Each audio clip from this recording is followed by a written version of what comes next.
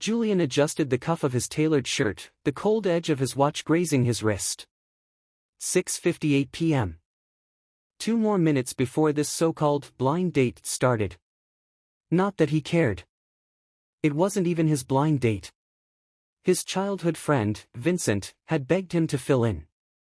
Something about work, a last-minute emergency, and, bro, just show up for 20 minutes. You don't even have to like her. Julian had never liked these setups. He hated pretense, hated forced laughter over overpriced drinks. And most of all, he hated wasting time. He glanced around the cafe, one of those trendy, minimalistic places with soft jazz playing in the background and waiters in monochrome uniforms. He sat at the table farthest from the windows, in the corner where nobody would notice him, CEO of one of the top real estate firms in the city, hiding behind a linen napkin and a frown. He was just about to check his phone when the door chimed. And then, something shifted. She walked in like she didn't belong. A simple white dress, flat slightly scuffed at the edges, her hair tied back with a scrunchie that looked handmade. No makeup. No designer bag. Just, her. Looking around with wide, curious eyes like she'd stepped into the wrong movie. For a moment, Julian forgot to breathe. She scanned the cafe, hesitated, then walked toward him. "Excuse me," she asked, voice soft, sweet like the smell of fresh peaches, "are you the one who ordered a bubble tea?" Julian blinked. "What?" She smiled, awkwardly. "Oh, sorry, I thought you were a server. I'm actually looking for someone named Julian. This is, table 7, right?" His lips quirked slightly. "I'm Julian."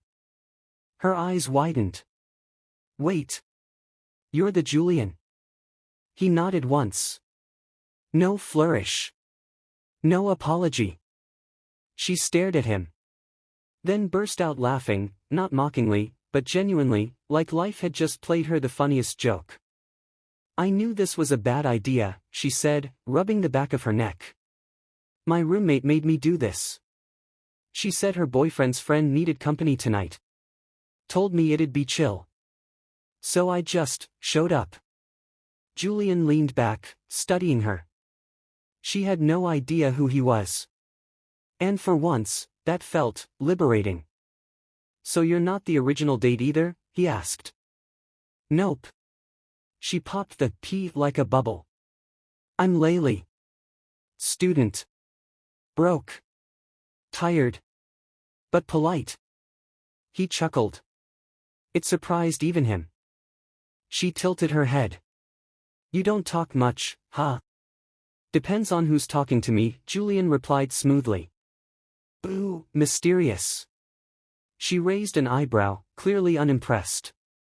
"You look like someone who owns too many suits." "I own just enough," he said. "But I do own them all." Laylee grinned. "Fair." There was a long pause, but it wasn't awkward. It was easy. Laylee pulled out the chair across from him and sat down uninvited. "Well, since neither of us wants to be here and both of us were tricked, we might as well chat. I promise I won't ask your salary if you don't ask about my GPA." Julian smiled. "A real one this time." "Deal." She took a sip of her iced tea. "So, what do you do? Besides sitting here with resting CEO face?" Julian paused. For once, he didn't want to say it. He didn't want her to shift, to straighten up, to treat him like something rare and glassy. "I manage real estate," he answered vaguely. Laylee nodded. "So you're either a landlord or someone who yells at landlords?" Julian laughed. A full, rich sound that made a few heads turn. Laylee smiled. "See? You can laugh. I can. I just don't usually have a reason." She leaned forward, elbows on the table. "Well, that's sad." He shrugged. "It's efficient." Their conversation drifted to lighter things, favorite snacks, childhood cartoons, the last movie they hated. She told him about her roommate Sajicha, who was chaotic neutral at best, and her late-night microwave meal explosions. Julian told her almost nothing about himself, but he didn't need to. He liked listening. And somehow, she filled the silences with life. At one point, she said, "You know, I thought you were going to be boring." "No offense." He raised a brow. "None taken." "But you're not boring," she continued. "You're just guarded." Julian froze for a moment. She hit a nerve. A gentle one. But still. Then her phone rang. She glanced at the screen. "It's Sajicha. Probably making sure I didn't get kidnapped by a dentist." She answered. "Yeah. He's not a serial killer, don't worry." "Huh? No, I'm not into him, he's too well dressed." "Totally sus." Okay, I'll come home." She hung up and looked at Julian sheepishly. "Duty calls." She made me promise to be back before she finished her ramen. Julian stood as she did. "Can I walk you out?" Layli waved it off. "Nah. You've suffered enough. I'll Uber.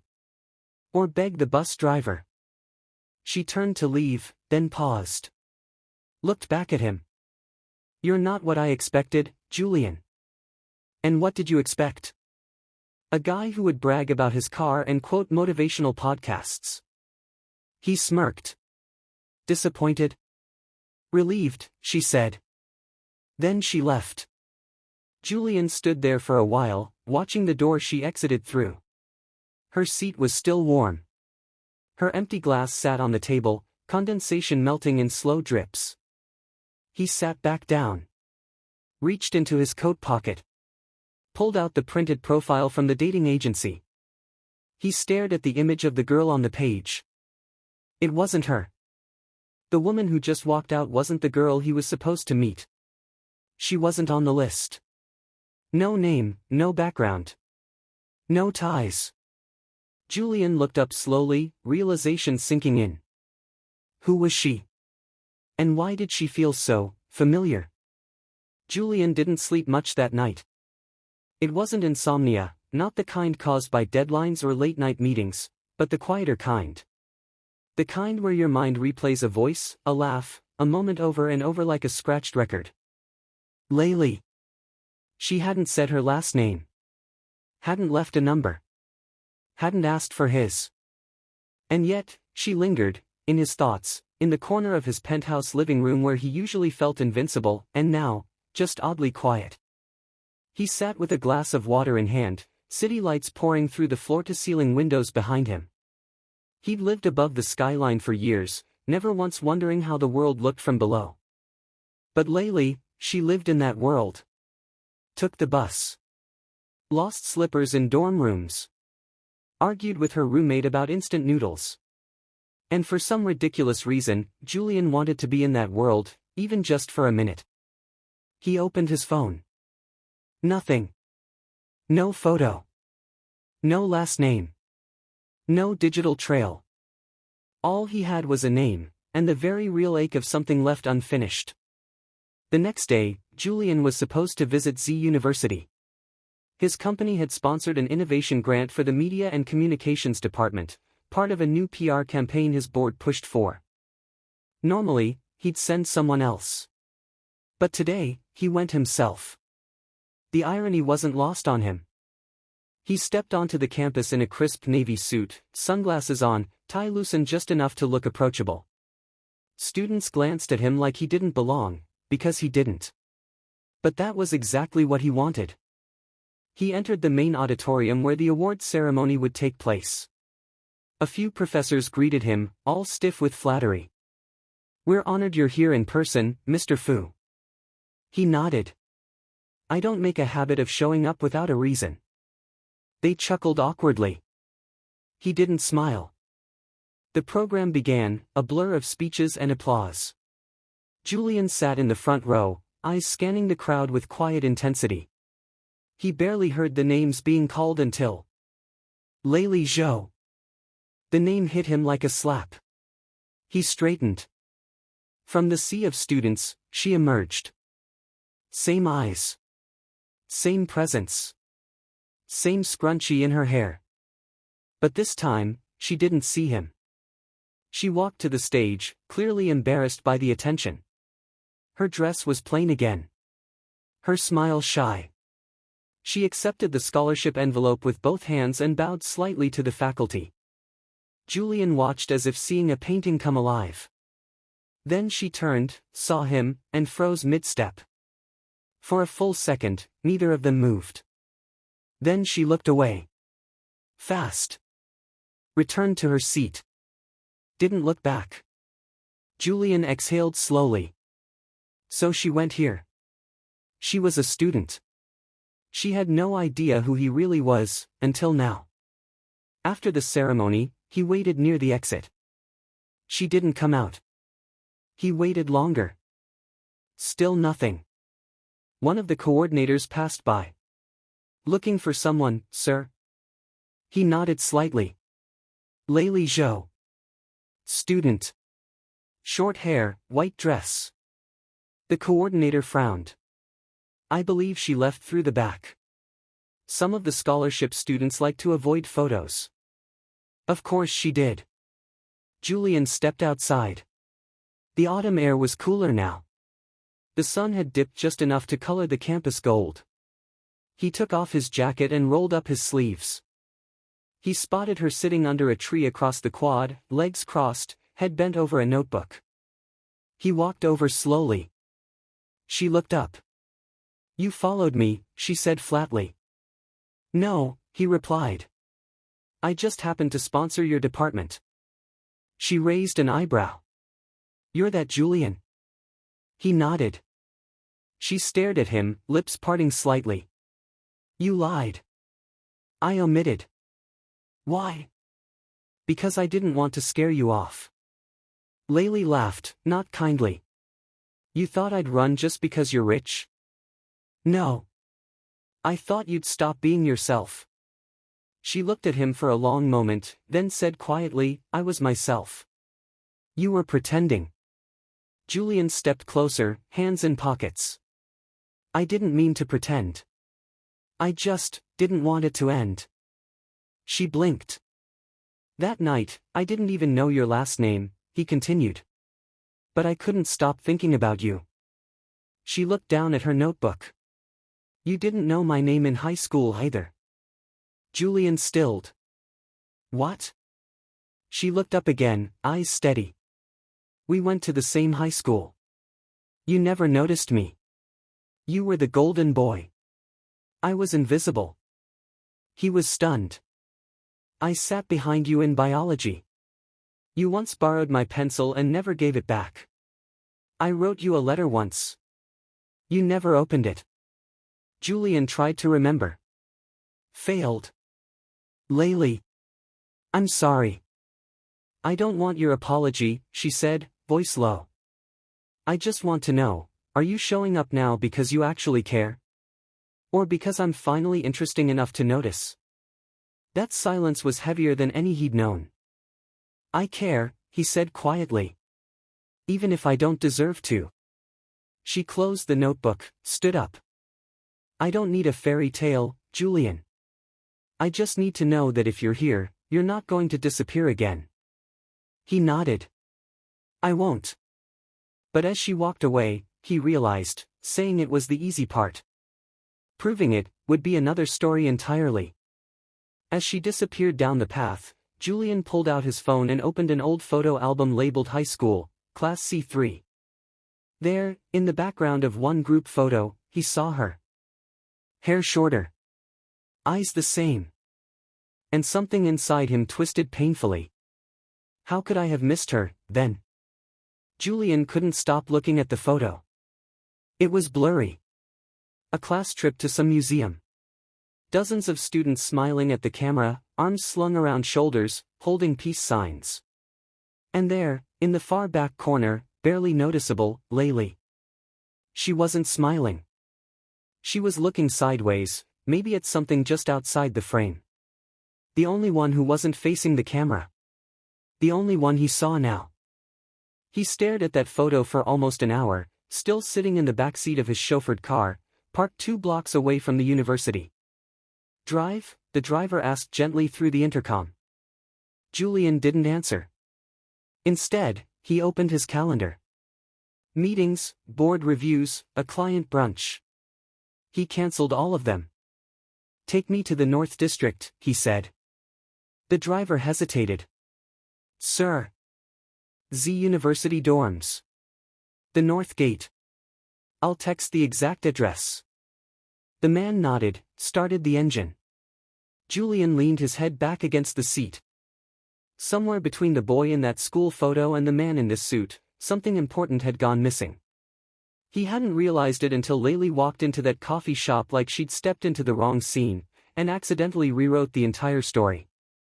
Back in her dorm, Laylee was pretending to focus on her thesis. She couldn't. Her fingers hovered over her keyboard, unmoving. The cursor blinked in rhythm with her heartbeat. Julian Fu. The boy who never looked her way in high school. The man whose name now lived on billboards, magazine covers, business podcasts. The real Julian, the one behind the tailored suit and unreadable expression, had laughed with her. Had made tea jokes and sat across from her like he actually wanted to be there. She'd felt it. But she didn't know if she could trust it. Her roommate Sajicha kicked the door open, literally, wearing panda pajamas and holding a steaming bowl of ramen. Okay, spill, she said, flopping onto Laylee's bed. You disappeared after the scholarship ceremony and your aura has been giving secret love triangle ever since. Laylee sighed. He was there. Who? The guy. From the blind date. Wait, CEO T-Boy? His name's Julian. He was the guest of honor. The sponsor. Sajicha froze mid-noodle. Laylee, are you telling me you went on a blind date with a billionaire? I didn't know he was a billionaire. That's the best line I've heard all semester. Laylee buried her face in her pillow. I feel stupid. No, Sajicha said, poking her leg. You feel conflicted. There's a difference. Laylee sat up. He said he didn't recognize me from high school. But I remember everything. The way he sat in the front row. The girls who hovered around him like he was sunlight. I was nothing back then. And now suddenly, he cares. Sajicha grew quiet. Maybe he really didn't see you then. That doesn't mean he doesn't see you now. Laylee looked at her, unsure. What if I fall for him, she whispered, and he doesn't catch me?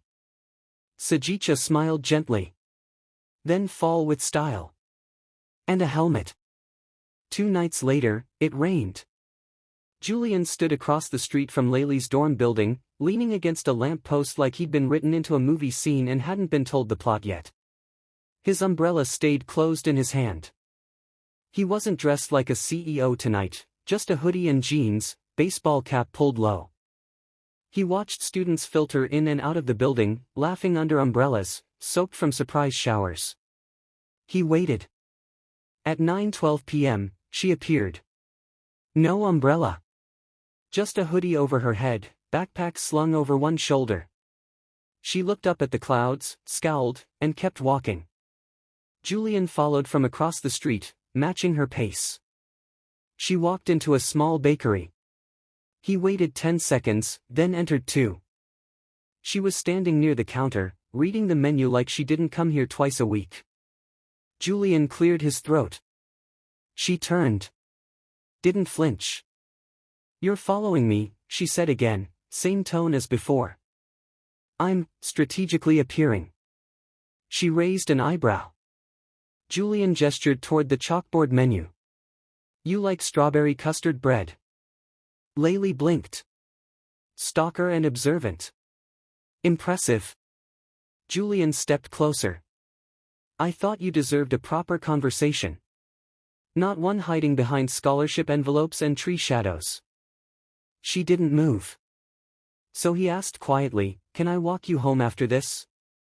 Laylee studied him. He looked so out of place here, too tall for the low ceiling, too intense for the soft lighting, too still for the hum of late-night student energy.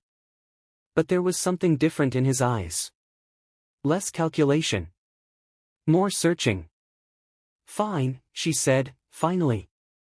But I'm not sharing my custard. They walked side by side under the drizzle, sharing a plastic bag from the bakery and silence. I remember you, Julian said suddenly. Layli stopped. In biology, he continued. Your handwriting. You used little stars on your notes. You had this purple mechanical pencil with a cracked eraser cap. You always wore the same blue shoes. She turned toward him slowly. Why are you telling me this now? Because I didn't see you then. But I want to remember you now. On purpose. Layli bit her lip. What changed? I did. They kept walking. No more words. Just the sound of rain on pavement, and the quiet rhythm of footsteps almost in sync. At the gate of her dorm, she stopped. Thanks for walking me, she said. Julian nodded. Thanks for letting me. She looked up at him, raindrops in her lashes. I still don't trust you. I know. But you're not walking away either. I won't. She took a breath. Okay. And then she turned, walked into the building, and left him standing in the rain, smiling like a man who'd just been handed a second chance. Back in his apartment, Julian opened his email and clicked on an old draft, one he'd never sent. It was titled, To the Girl I Forgot to Thank in High School. His fingers hovered over the keyboard. Then, slowly, he began to type. Julian never meant to fall into this. He never meant to go back to old yearbooks, or scroll through anonymous social media pages at midnight, looking for signs of a girl who somehow haunted every corner of his thoughts. But here he was, CEO of a billion-dollar company, staring at an Instagram post from a student gossip account. At ZUnionCider, is CEO Julian Fu dating a student? Or just playing around like Tong said? Below it, a blurry photo, Julian standing outside the bakery. Layli, beside him. Half a smile on her lips. Caption, Tong's coffee date just got iced. Julian felt his jaw tighten. He knew the media. He understood public manipulation better than most. But this was different. This was personal. And Tong, that name wasn't new. At the same time, in a crowded food court near campus, Layli stared at the same post, on her friend's phone. That's you, Sajicha whispered, eyes wide. That's literally your hoodie. And his shoulder. Layli swallowed hard. I didn't know people were watching, she murmured. Sajicha nodded slowly. That's the thing with people who shine. They don't get to move in the shadows. Layli stared at the image. The comments underneath it scrolled fast. Of course he wouldn't date someone like her. Look at her hair. Tong was right. This is embarrassing. She probably made the first move. Bet she lied about being on scholarship. Each word felt like a dart. And each dart hit somewhere she thought was protected. Sajicha reached across the table and gently closed the screen.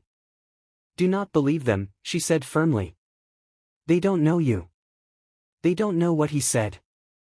And they sure as hell don't get to rewrite the truth. Layli tried to nod. But the seed of doubt had already been planted.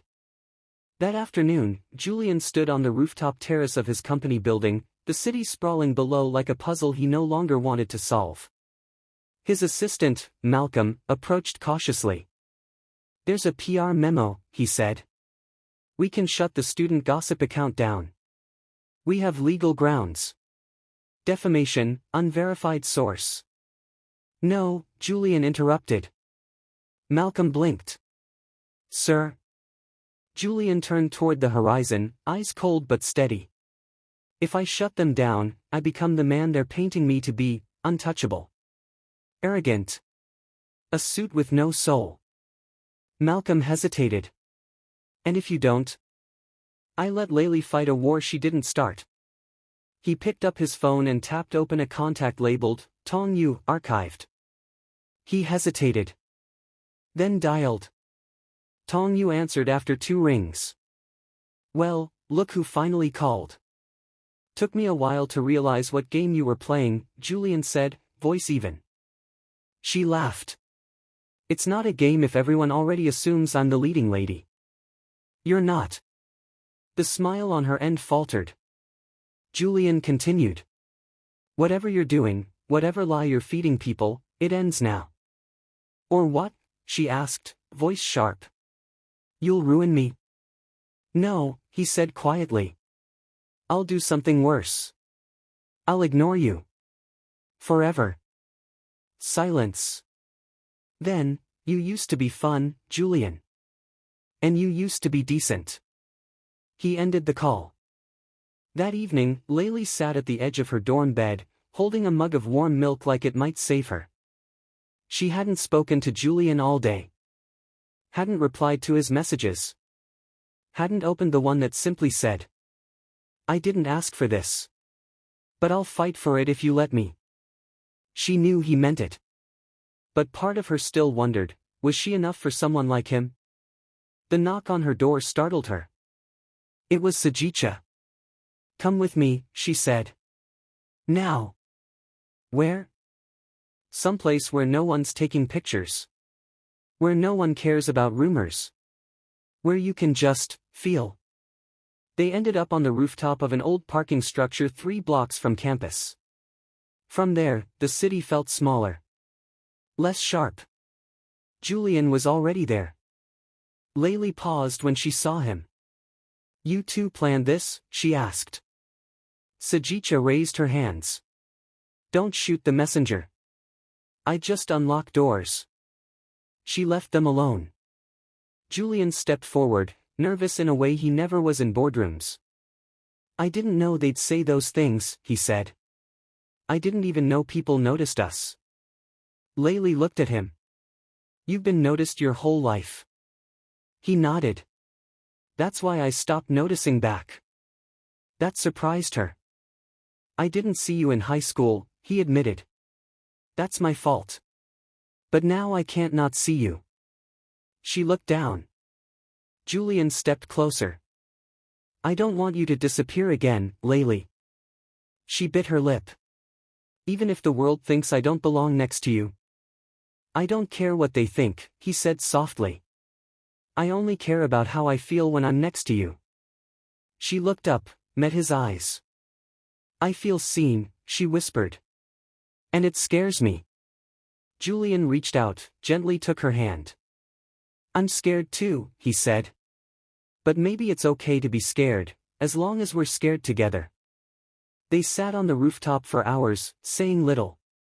Just breathing the same air. Sharing the same sky.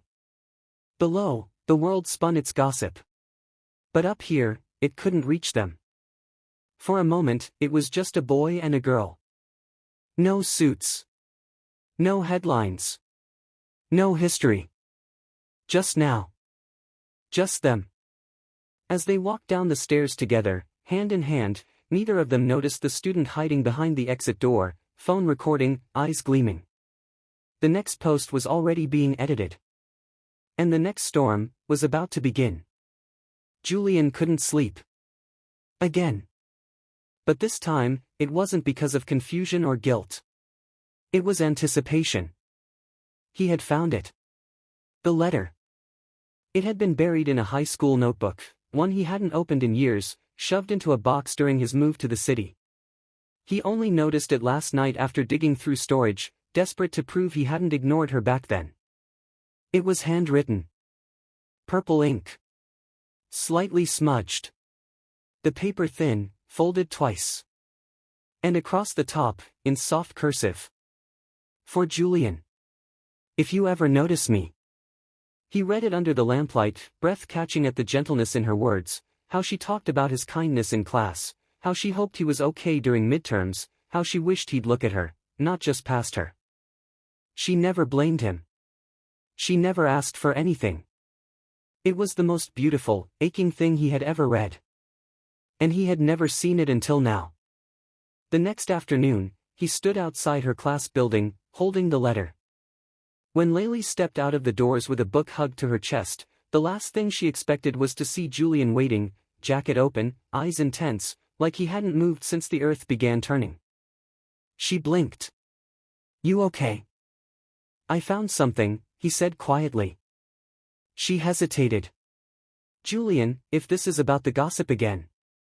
"It's not. It's something older." He pulled the envelope from his pocket. Her breath caught.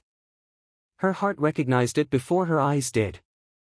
"Where did you get that?" she whispered. "Buried in one of my old notebooks," he said. "From high school." "I didn't know." "I swear, Laylee, I never saw it. Not until last night." Her fingers trembled as she took it. "I thought you read it and didn't care." "I didn't read it," he said. "But if I had, maybe I would have noticed you sooner." She swallowed hard. Her voice cracked. "I waited for a week after slipping it into your desk. Every day I watched you walk in, hoping you'd say something. Anything." Julian's face fell. "I'm so sorry. I thought it meant I didn't matter," she said softly. "So I stopped hoping. And I told myself it was just a silly crush." "It wasn't," Julian said. "And it's not silly now." She looked away. "You can't rewrite the past, Julian." "No," he agreed. "But I can build a future where you never have to question if you matter to me again." She was quiet for a long time. Then, quietly, "I don't know how to trust that." He nodded slowly. "Then I'll earn it. Day by day. I'll earn every second." Later that evening, Julian texted her. "I know you're processing. But if you ever want to know what I wish I could have said back then, meet me at the library steps tonight. No pressure. Just, maybe." Laylee stared at the message for 10 whole minutes. Then she put on her sweater and left without replying. It was nearly 9 p.m. The library plaza was quiet, bathed in warm golden light from the hanging lanterns and the last rays of sunset bleeding across the sky. Julian sat on the top step with an old journal in his lap. When Laylee appeared, he stood, visibly nervous. "You came," he said. She shrugged. "I wanted to hear." He nodded. Opened the journal. Cleared his throat. "I wrote this last night.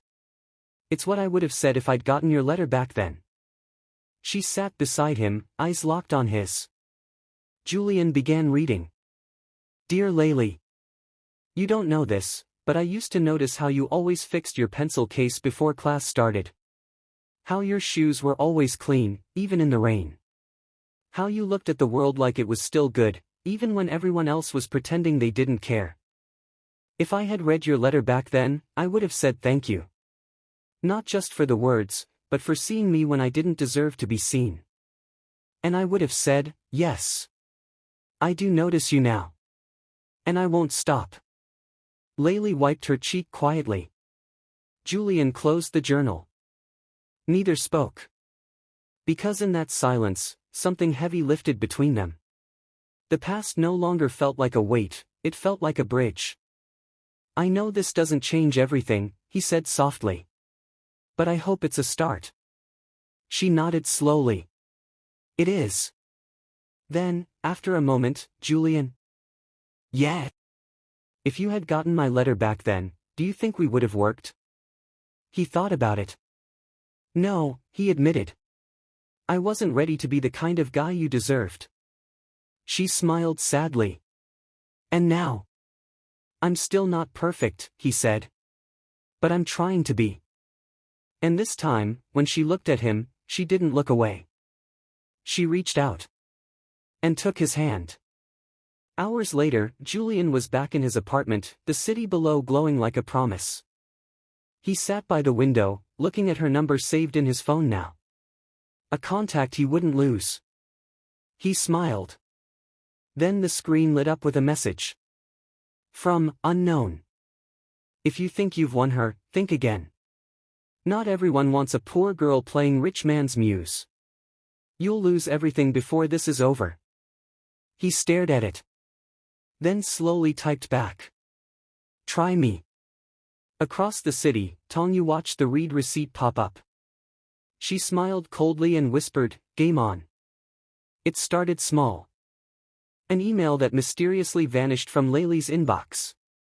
A professor's sudden coldness, refusing to accept her project submission due to tardiness, though she'd submitted it a day early. Whispers in the hallways, louder now. Less curious, more cruel. She tried to ignore it. Pretended nothing had changed. But things had changed. And pretending was no longer protection. At first, Julian didn't know.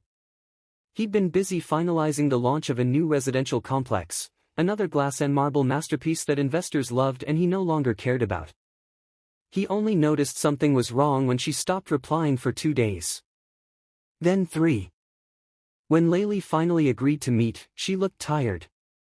Not the kind of tired that sleep could fix, but the kind carved deep from disappointment. They sat in the back corner of a bookstore cafe. Rain pattered against the windows, soft but steady, as if the sky itself was hesitating. Julian reached across the table, covering her hand with his. "What's going on?" Layli stared at her untouched cup of tea. "My scholarship committee is re-evaluating my eligibility," she said. "There's an anonymous complaint saying I've been compromising the image of the university." Julian's jaw tightened. "That's ridiculous." She gave a bitter smile. "It gets worse. My roommate got doxxed. People think she was helping me climb the social ladder." He sat back, stunned. "Who?" "Tong," Layli said softly. "It's her. I don't have proof, but I know it's her. And she knows exactly where to hurt me." Julian inhaled slowly, pressing his palms together. "I'll fix this." "No," she said quickly. "Please don't storm into the school with your PR team. That's what she wants. To make it look like you're pulling strings for me."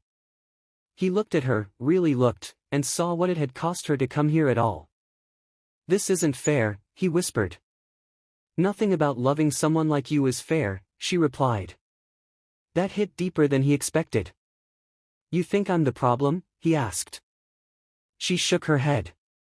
"No. I think the world made you too big for me to stand beside without a fight." Julian was quiet for a long time. Then, carefully, "So let's fight." She met his gaze. "Together," he said. "You're not alone in this. But your world, your board, your image, your investors. Let them watch," he said. "Let them see me choosing someone who didn't come from a mansion or a last name that matters. Let them learn something for once." Layli exhaled shakily. "And if you lose everything?" "I won't," Julian said. "Because if I lose you, I already have." That silenced her. But something still flickered in her eyes, something uncertain. Something afraid. Later that night, Julian sat with his legal counsel. "I need you to look into Tongyu's recent activity," he said. "Everything." Discreetly. The lawyer blinked. "She's a board member's daughter." "I don't care," Julian said. She crossed a line. Meanwhile, Layli was called in for a disciplinary review. 3 gray-haired administrators. 1 long table. A single chair on the other side. They questioned her tone, her behavior, her associations. She defended herself with quiet dignity. She presented timelines, emails, records. They nodded, stone-faced. Said they'd consider. As she stepped outside the room, she found her professor waiting. "You shouldn't have written that letter," he muttered. "What letter?" "The one Julian Fu's team sent to defend you." Her heart dropped. "I didn't ask him to." "Well, they think you did. And that makes you look, how do I put this, manipulative." "I'm not," she said, her voice barely steady. "I know," the professor replied. "But perception isn't about truth. It's about repetition." He walked away, leaving her alone in the hallway. Alone. Again. That evening, she didn't respond to Julian's messages. Instead, she sat by the campus lake, coat wrapped tight, eyes on the water. Then a shadow sat beside her. "You blocked my number," Julian said. "I needed space." He nodded. "I gave it to you." Layli closed her eyes. "I don't want to be your weakness." "You're not," he said. "You're the only thing lately that makes me feel strong." She looked at him, pain sharp in her voice. "I don't know if I can live in your world." "Then let me build a bridge between ours." "Bridges collapse. Not if both sides hold it up." She stared at him. And then, quietly, almost broken, "I'm scared." He reached out. Wiped a tear she didn't know had fallen. "So am I," he whispered. "But I'm still here." She leaned her head onto his shoulder. Neither of them said anything more. They didn't need to. Across the city, Tong sat in a salon chair, flipping through her phone. She saw the newest post going viral, a blurry photo of Layli crying outside the committee room. A cruel caption beneath it, "When the gold digging doesn't pay off." She smiled. Then her phone buzzed. Unknown number. One message. "This is your final warning. Touch her again, and you'll learn what real power feels like." Tong laughed, typing back. "You're in love. That makes you weak." No reply. Just a screenshot moments later, a transaction receipt. A donation to the university's emergency student fund in Layli's name. $10 million. From Julian Fu. And one note attached. For the student who never asked for anything, except to be seen. Layli opened her school email the next morning. Her scholarship had been reinstated. And in her inbox, an invitation. From the CEO Board Gala. To attend, as Julian Fu's guest. Her hands trembled. Was this love? Or the start of a war she wasn't ready to fight? The invitation felt heavier than it should have. Not because of the paper, it was lightweight, cream-colored, elegant. But because of what it symbolized, the threshold between two worlds. Layli had never been to a gala. She didn't even own heels. Her roommate, Sajicha, stared at the envelope like it might explode. "Okay," she finally said, clapping her hands once. "Here's the plan: we find a dress, do your hair, and mentally prepare you to walk into the lion's den." "I'm not ready for this," Layli whispered. "No one ever is," Sajicha said. "But sometimes you show up anyway. And that's what makes it brave." Julian hadn't seen her in 3 days. He respected her space. Mostly. He wanted her to walk into the gala because she wanted to, not because he asked. And when she stepped through those grand glass doors that night, he stopped breathing. She wore a soft blue gown. Modest. Elegant. No diamonds, no designer labels. Just grace. She looked like the sky before dawn. And every conversation in the room paused for a beat. He moved to her instantly, offering his arm. "You came." She smiled. Nervous, but steady. "I didn't want you to face them alone."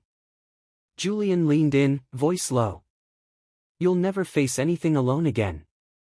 The photographers started flashing the moment they stepped into the main hall. Business moguls. Investors. CEOs. All staring. But Julian didn't let go of her hand. Not once. It didn't take long before the sharks began circling. Tong Yu approached with champagne in one hand and venom in her eyes. "Well," she said, lips curved in a blade-thin smile. "Cinderella did find her way to the ball." Julian's voice was calm. "Careful, Tong. The last time you underestimated someone, you got removed from 2 board committees." Her eyes flared. "I'm just making conversation." "No," Layli said, stepping forward. "You're making noise." The room seemed to tilt. Tong blinked. "Excuse me?" Layli's voice didn't shake. "You don't get to decide what I'm worth." You don't get to whisper lies and call it concern. You don't know me. Tong narrowed her eyes. And you think you know him? No, Layli said. I see him. That's enough. Julian watched her, stunned. Tong's laugh was bitter. Let's see how long he keeps seeing you when this fairy tale ends. And then she disappeared into the crowd. Later, after the award speeches and the bottomless wine, Julian and Layli stepped outside onto the marble balcony. The city stretched out below them like a field of stars. Julian leaned on the railing beside her. You didn't flinch, he said softly. She looked up. I was terrified. You didn't show it. I wore heels. I was already in pain. He chuckled, but then his voice softened. Thank you, for defending me. I wasn't defending you, she said. I was defending us. He turned to face her. Do you believe in us now? I don't know if I believe in forever, she said. But I believe in tonight. In this moment. He took her hand. That's enough. Then, quietly, he pulled something from his jacket pocket. It was a key. To what? She asked. My apartment. My world. My side of the bridge. She looked at him, eyes wide. You're not asking me to move in, are you? She said, half joking. No, Julian said. I'm asking you to stop running. Layli held the key in her palm, its weight unfamiliar but not unwelcome. I'm scared, she admitted. So am I, he said again. But I'm done being scared alone. They stood there for minutes. Hours, maybe. Wrapped in the quiet glow of the city and something unspoken between them. But somewhere inside the gala, an editor from a business magazine had already uploaded the first headline. Julian Fu arrives with mystery date, not heiress, not executive, just a student. And within 20 minutes, the world would start dissecting their love like it was a marketing decision. Julian's phone buzzed. He checked it. Paused. Turned to her. What? She asked.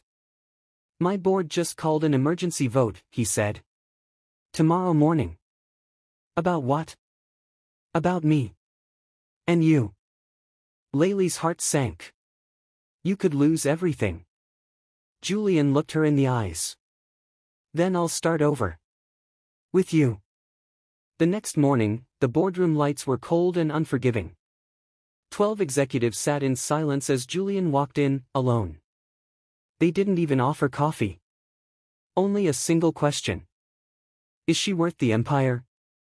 Julian didn't blink. More. Julian stood at the head of the conference table, the city skyline casting long morning shadows through the glass walls. 12 pairs of eyes watched him, not as a CEO, but as a man who had dared to fall in love with someone unqualified. He didn't bring lawyers. He didn't bring press statements. Just himself. And her name in his mouth like armor. One board member cleared his throat. Let's speak plainly, Mr. Fu. Your relationship with this girl, it's causing noise. Investors are concerned. The media's mocking our discretion. You understand the optics. Julian clasped his hands behind his back. I understand fear when I see it.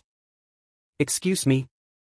You're afraid that someone like me choosing someone like her rewrites the story you've spent your lives curating. That success has a formula. That love must match pedigree. That hearts should come with business plans. There was a long silence. Another board member leaned forward. So this is your decision? Julian nodded. It's not a scandal. It's love. And it's the one thing in my life that's not negotiable. Whispers echoed. The vote passed. Split. But just enough. He didn't lose his seat. But he walked out knowing he would have given it up without hesitation. That night, Layli stood by the river walk, the key Julian had given her still resting in her coat pocket. She didn't know what to do with it. She loved him. That part wasn't confusing anymore. But love, she'd learned, didn't erase the weight of the world. It only gave you someone to carry it with. Her phone buzzed. "Julian. Turn around." She did. And there he was, no suit, no tie. Just Julian. A man with tired eyes and a quiet smile. "I didn't think you'd come," she said. "I told them everything," he said. "And I would have walked away from it all if I had to." She stepped forward, voice shaking. "I don't want you to choose between me and your world." "I'm not," he said. "I'm choosing you to be my world." Then he reached into his coat and pulled something out, a small, old biology notebook. "Found this yesterday," he said. "Page 94. You'd written your name in the corner. Doodled stars. I used to look at that page and think it was just notes. Turns out, it was you leaving pieces of yourself for me to notice." Layli took the notebook gently. "I wish I had been braver back then," she whispered. "You are now," Julian said. "That's all that matters." They stood together, on the edge of something unspoken. Then Julian reached into his pocket again. This time, a new envelope. Inside, a single train ticket. "Where's this to?" she asked. "Anywhere you want," he said. "I'll ride with you." She stared at the ticket. Then at him. Then stepped into his arms and buried her face into his chest. Not because she was afraid. But because she was finally home. Months later, headlines read differently. CEO Julian Fu launches new scholarship fund for underrepresented students. Fu credits inspiration to someone who changed how I see the world. The girl who didn't fit in becomes the face of a new era. Layli didn't chase attention. But she didn't hide either. She spoke at events. Taught workshops. Finished her degree. And sometimes, when students asked her how she met Julian, she just smiled and said, "He showed up to a blind date meant for someone else. But he left with a version of himself he didn't know existed." And Julian? He still wore suits. Still signed deals. But he smiled more now. And at every company gala, there was one photo always hanging near the door. Him and Layli, standing hand in hand under soft city lights, no captions, no logos. Just two people who chose each other. When no one else would have. Love wasn't about perfection. It wasn't about matching names, net worths, or expectations. It was about seeing someone, truly seeing them. And staying anyway. Day after day. Step by step. Together.